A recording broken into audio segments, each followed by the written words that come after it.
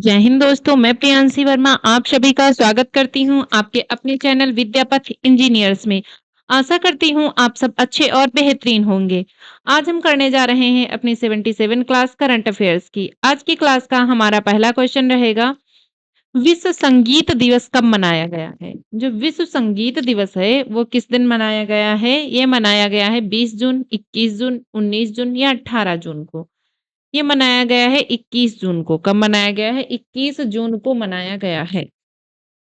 इसकी शुरुआत कब हुई? इसकी शुरुआत 1982 में फ्रांस में हुई थी। इसका मुख्य उद्देश्य लोगों को संगीत के प्रति जागरूक करना और नए कलाकारों को मंच देना है। नेक्स्ट, हाल ही में महाराष्ट्र सरकार ने कहाँ उच्च ऊर्जा मेडिकल साइक्लोट्रॉन परियोजना के लिए 300 करोड़ रुपए मंजूर किए हैं? मुंबई, पुणे, नागपुर, शिरडी। तो ये किए हैं नागपुर ने। किसने? नागपुर। परियोजना का क्या नाम है? उच्च ऊर्जा मेडिकल साइक्लोट्रॉन परियोजना। मंजूर राशि कितनी? 300 करोड़। इसका उद्देश्य मध्य भारत में कैंसर के निदान, उपचार और अनुसंधान सुविधाओं को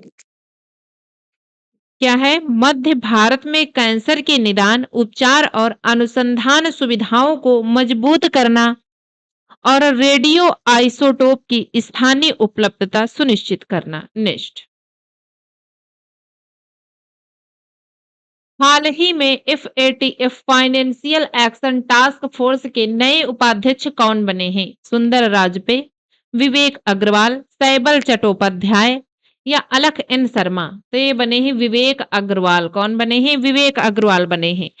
भारत सरकार के संस्कृति मंत्रालय के सचिव और 1994 बैच के आईएएस अधिकारी विवेक अग्रवाल को फाइनेंशियल एक्शन टास्क फोर्स का नया उपाध्यक्ष नियुक्त किया गया है।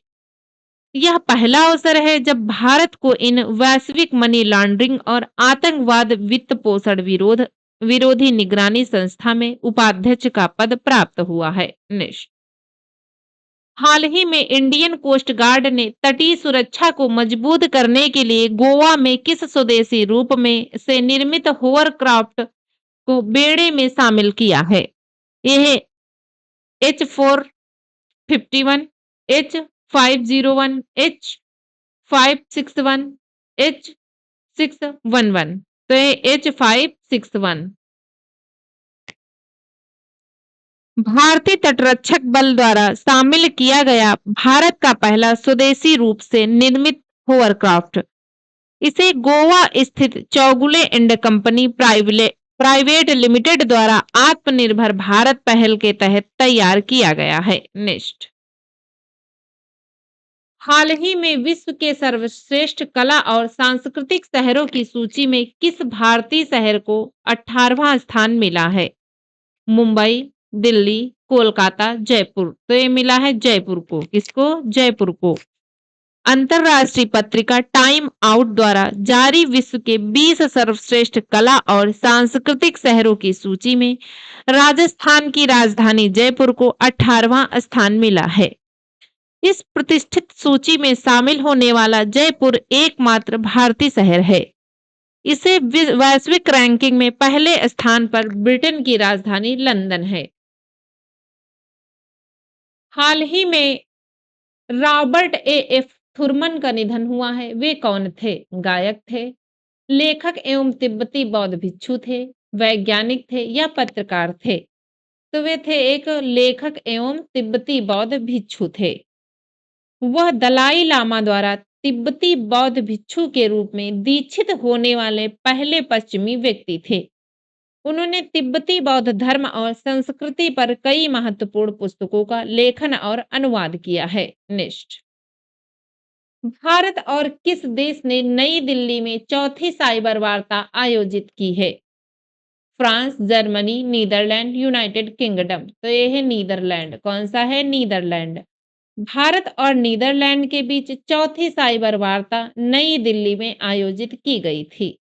इस वार्ता के दौरान दोनों देशों ने आर्टिफिशियल इंटेलिजेंस, गवर्नेंस, साइबर सुरक्षा सहयोग, डेटा संरक्षण और अंतर्राष्ट्रीय साइबर अपराध ने निपटने जैसे महत्वपूर्ण मुद्दों पर विस्तार से चर्चा की है।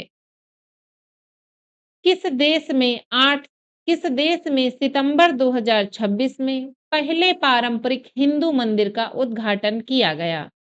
स्लोवाकिया, ऑस्ट्रेलिया, फ्रांस या सऊदी अरब? तो ये है फ्रांस। कौन सा देश है? फ्रांस में। जून 2026 में फ्रांस में रहने वाले प्रवासी भारतीय समुदाय द्वारा यह घोषणा की गई कि फ्रांस की राजधानी पेरिस के नजदीक देश का पहला पारंपरिक हिंदू मंदिर बनकर तैयार हो रहा है। इस बीएपीएस स्वामीनारायण हिंदू मंदिर का भव्य उद्घाटन सितंबर 2026 में किया जाएगा। नेक्स्ट, 26वीं सीनियर एशियाई तलवारबाजी चैंपियनशिप 2026 कहाँ शुरू हुई है? ये शुरू हुई है नई दिल्ली में। कहाँ शुरू हुई है? नई दिल्ली में।